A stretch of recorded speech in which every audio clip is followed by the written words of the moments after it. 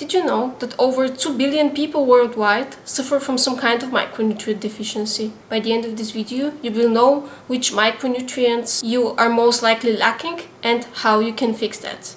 Hello everyone, my name is Clementina. I do health and wellness content here on YouTube, and I have a bachelor's degree in nutrition sciences and a master's degree in food chemistry. And today we're talking about micronutrients, and most importantly, micronutrient deficiencies that a lot of people worldwide are suffering from right now. We're going to be focusing on 5 key nutrients with some other honorable mentions. Before I get into the nutrients one by one, I want to go into a little bit of theory and into the main factors that lead to you having a certain micronutrient deficiency. Nutrition is one of the most important environmental factors that are known to be able to decrease the burden of disease throughout the individual's lifetime, and it's also the most easily adjustable factor. A balanced diet consists of the proper intake of both macro and micronutrients. Macronutrients are the carbohydrates, essential amino acids, and the essential fatty acids, which provide you with the necessary amount of energy. Micronutrients, such as essential minerals and trace elements and vitamins, are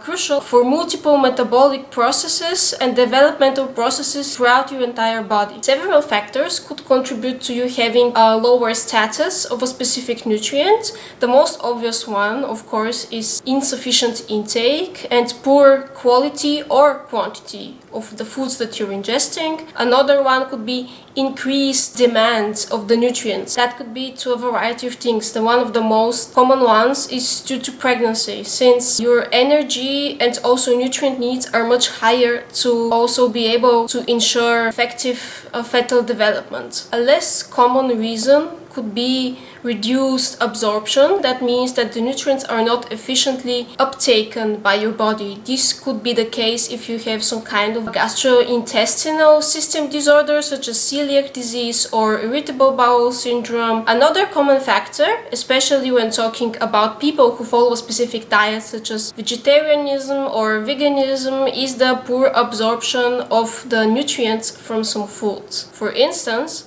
you have minerals such as iron and zinc, which are contained both in animal and in plant-based sources. However, from plant-based sources, those elements are not present in the same form, and they are much harder to absorb by the human body, and therefore you're actually uptaking a much smaller amount of the nutrient than what was contained in the original food product. There are also 2 other very important lifestyle factors when talking about micronutrient deficiencies. Some studies find that obese and overweight individuals tend to be deficient in nutrients more often than individuals who are at a healthy body mass index. Overweight and obese individuals, due to the higher amount of probably highly processed foods that they are consuming, could also have an imbalanced gut microbiota, which impacts the absorption of vitamins and minerals. And another thing to consider, especially when talking about antioxidants, vitamins such as vitamin A or vitamin E or vitamin C, is that obese individuals and overweight individuals have generally a higher level of oxidative stress in their body. Their needs for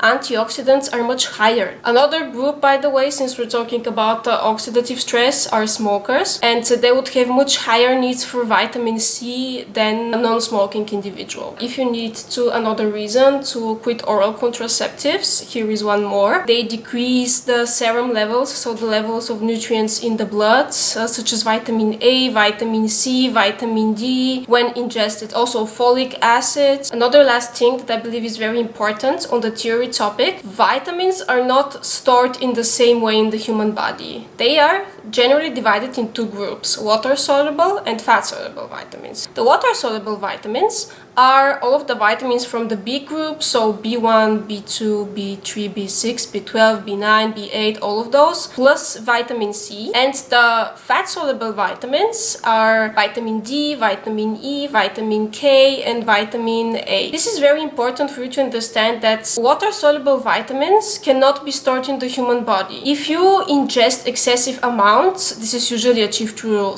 oral supplementation. That excessive amounts would be just excreted with the urine, which is actually your waste body of protecting you from their toxic effects. Therefore, you cannot really get intoxicated with water-soluble vitamins. With fat-soluble vitamins, the situation is not the same, whereas they are stored in the liver and also in the fatty tissues of your body. Those serve as reserves for later on in case you do not have adequate dietary intake. Therefore, it is possible for you to get intoxicated with fat-soluble vitamins. Their toxicity has also been well documented and usually has such as a detrimental effect on your body as the lack of that nutrient. Now we're moving on to the nutrients that people are mostly deficient in. The first one, and probably the most common one, is vitamin D. It is estimated that in the United States around 42% of people are deficient in vitamin D, and this number rises in elderly individuals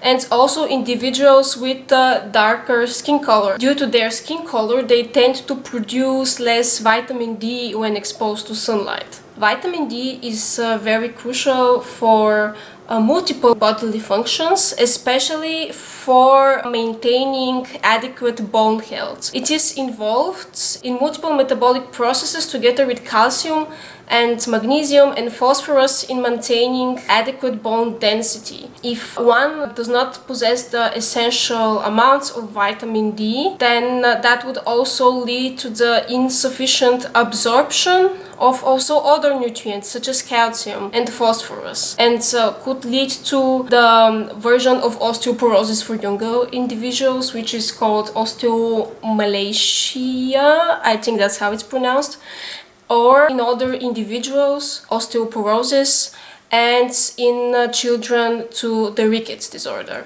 An adequate intake of vitamin D can unfortunately not be achieved through nutrition. It is contained in some amounts in fish, eggs, liver, and also fish oils. However, those levels are not sufficient for an adequate daily intake, and therefore sunlight exposure is required. Also, the vitamin D that is generated in your body is not the same as the one that is ingested with the foods. It's the vitamin D2 is the one that's in the foods, and vitamin D3 is the one that your body creates. For you to have adequate levels of vitamin D3, it depends on the season, also on the clothing coverage if you're wearing any kind of sun protection factor, but generally between 15 and 30 minutes of sun exposure per day should be enough for you to produce the sufficient amounts of vitamin D. However, in winter we know that's not always attainable. That's why supplementation is recommended. Different kinds of supplementations already exist. Since it's a fat-soluble vitamin, there are also some kind of supplements, I read this in a study, that are supposed to supply you with the sufficient amounts for even 2 weeks or like 1 week. So you need to take like 1 tablet and then you're good to go for 2 weeks, or for 1 week you do not need to be reminding yourself to take those tablets daily. And the study found that it did not matter if you're taking a daily, a weekly, or a bi-weekly supplements, the adequate levels of vitamin D in the body were always achieved. The second most popular nutrient deficiency, I believe it's not talked about enough, is the iron deficiency. It is estimated that 25% of people worldwide suffer from iron deficiency, and this number rises when talking about pregnant women and also premenopausal women, so women that still get their periods. I also mentioned this in my previous video talking about hair nutrition. Iron is excreted with menstrual blood through a woman's cycle, which is why they're most likely to be deficient. Iron is crucial for the synthesis of hemoglobin. This is the carrier of oxygen in your blood, and also generally for the formation of the red blood cells. And if you do not have sufficient amounts of iron, that would lead to the formation of smaller red blood cells and therefore smaller amounts of hemoglobin. This could lead to anemia. The anemia symptoms, I just laughed when I read them because those are actually pretty common symptoms. You might need to really evaluate if you need to do like an iron blood check after this. Fatigue, weakness, increased sensitivity to cold temperatures, as well as paleness. All of these symptoms could indicate that you have an iron deficiency. In children, it could also affect their development and their learning abilities as well. This is why a lot of children's foods are fortified with iron. And for pregnant women, if they are deficient in iron, that could increase the likelihood of complications during the pregnancy. Iron, unfortunately, is also not contained in a lot of foods. It's contained in higher amounts in red meats, liver, also organ meat. The plant-based sources, such as lentils and spinach, do not contain iron in a form that is as bioavailable as the animal sources, because iron is present in foods both as heme and non-heme iron.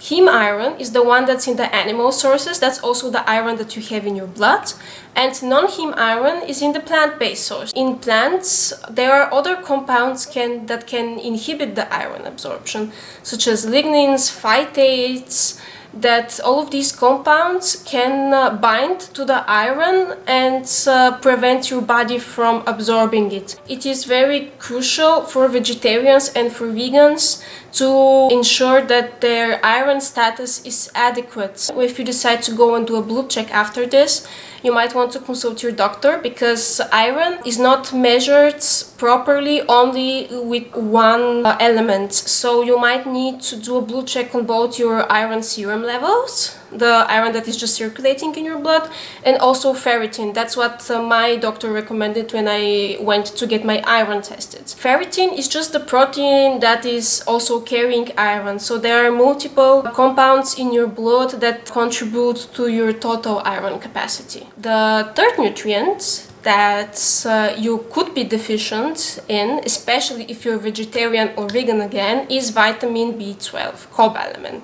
This vitamin is very important for blood formation and nerve function. I said crucial for vegetarians and vegans since this vitamin is only present in animal products. It does not have an analog in plant-based products, with the exceptions of some certain kinds of seaweeds, but this is again in very, very small amounts. So your only way to get sufficient amounts of B12 is through eggs, milk, meats. If you're non-vegetarian or non-vegan, you're probably getting sufficient amounts of this nutrient. Otherwise, you would have to be supplementing this nutrient. Its absorption is also much more complicated as with other nutrients that you're consuming, since in its absorption in your body there are different proteins involved, and most importantly the intrinsic factor. So people that possess lower amounts of the intrinsic factor cannot absorb as B12 as well as people who have sufficient amounts of that protein factor.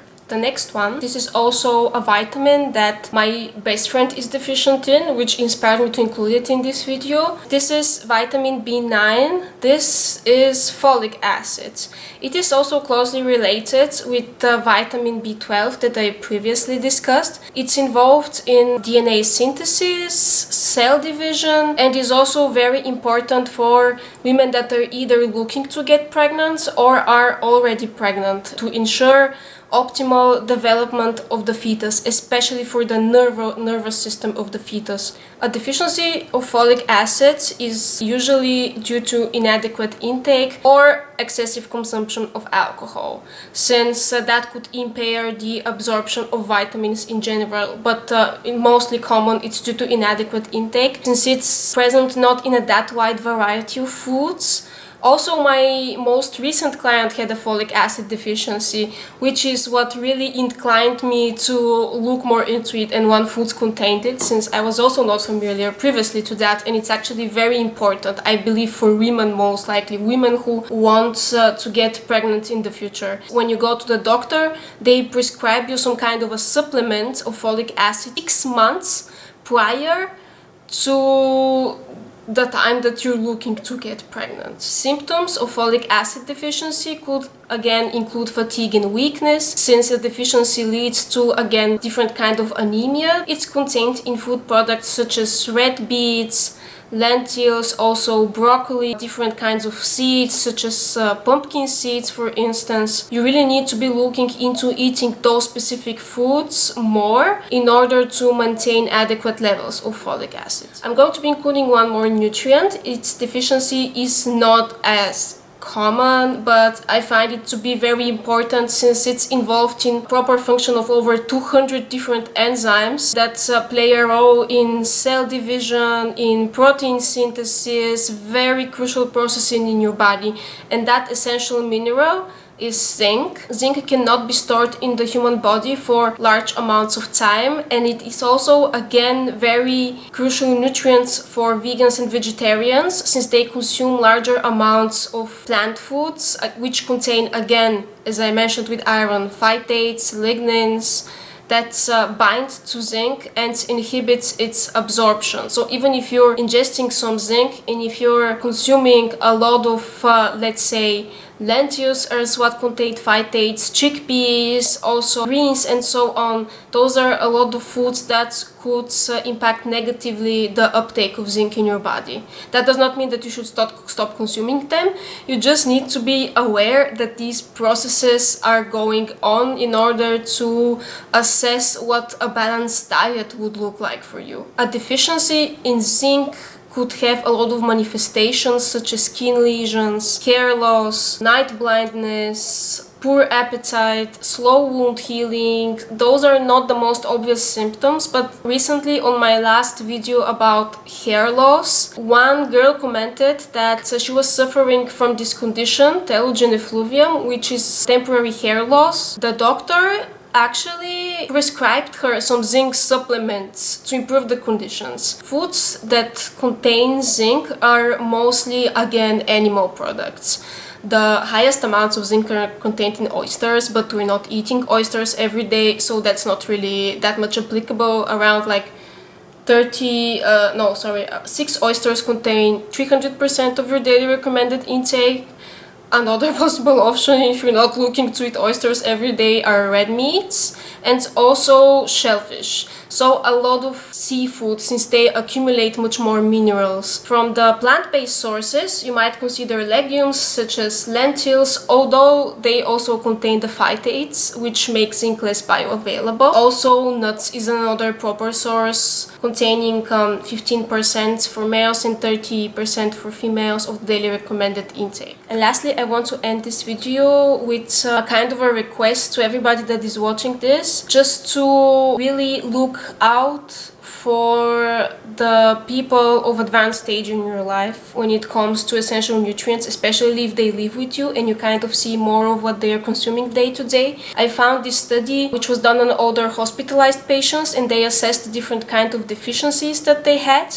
And a lot of deficiencies were found, not just in 1 or 2 nutrients. Vitamin C, D, K, and also a lot of essential minerals such as iron, zinc, magnesium, selenium. This could all increase their risk of developing other conditions, or with vitamin D, it could just increase the risk of them developing osteoporosis and breaking something when they fall, since they're more susceptible to falling. B12 and folate deficiency could accelerate their cognitive decline. Your grandparents will just suffer a great deal more and also probably tend to look after themselves less now that they're older. So if you could just help them out a little bit to live a longer life of higher quality, while you just try to either educate them, or again, if they live near you, just to make sure that they are consuming sufficient amounts of these very essential nutrients. I hope that I helped you with something